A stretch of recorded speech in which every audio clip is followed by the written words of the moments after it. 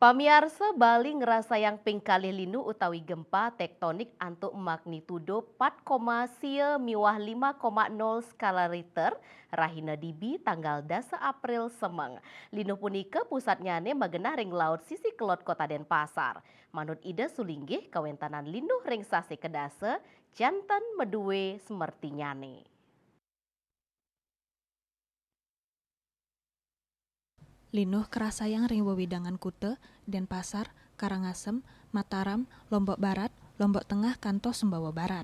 Sulinggih ide panditempu siwa Buddha dak sedarmite saking Gria Agung Sukawati Gianyar ngawadarang selehin saking metafisis linuh ring sasih kedase makecihna sane besik kauripan sayan landuh tur napi sane ketandur nados. Katahnya nih, makasami sida nuju pemargi sane becek saking galah sedurungnya nih, ya diastun asil ternak kaon.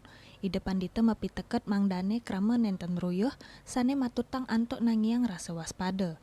Umat sedharma mangdane nenten lali antuk mayadnya melarapan tuntutan daging susastra agama Hindu mangdane sida manggih sekadi sane kaaptiang.